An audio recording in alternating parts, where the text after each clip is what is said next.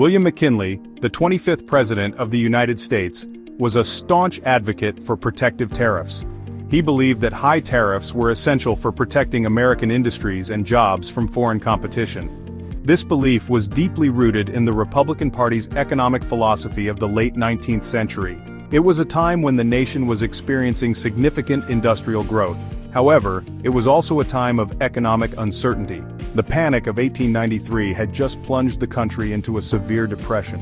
In response to these economic challenges, McKinley and his Republican allies called for a return to high protective tariffs. McKinley had made his mark on tariff policy long before his presidency. As a congressman from Ohio, he had played a key role in the passage of the McKinley Tariff of 1890. This act, named in his honor, had raised tariff rates to their highest levels in U.S. history up to that point. The McKinley Tariff was a clear demonstration of McKinley's commitment to protectionism. It was a policy that he believed would ensure American prosperity and economic dominance. The McKinley Tariff, however, proved to be politically unpopular. It was blamed for raising prices on consumer goods. This contributed to the Republican Party's defeat in the 1890 midterm elections.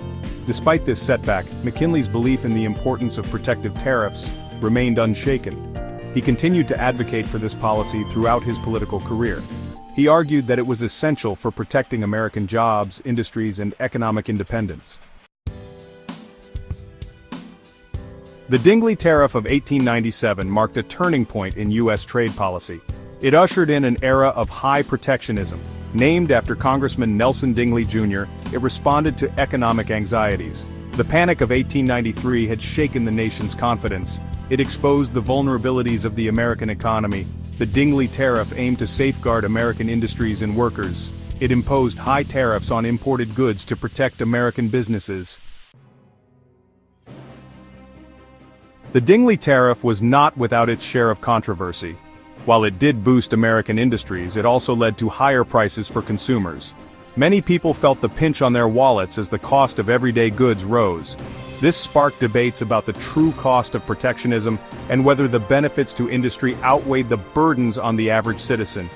Moreover, the high tariffs strained international relations. Countries that had previously traded freely with the United States found themselves facing steep barriers. This led to retaliatory tariffs and trade wars, which further complicated the global economic landscape. Critics argued that such policies could isolate the United States and harm its long-term economic interests. Despite these challenges, proponents of the Dingley Tariff maintained that it was a necessary step to ensure American economic independence.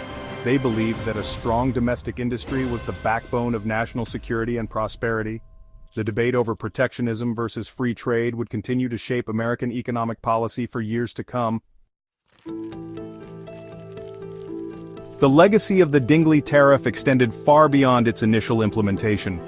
It set a precedent for future trade policies and solidified the role of protectionism in American economic strategy.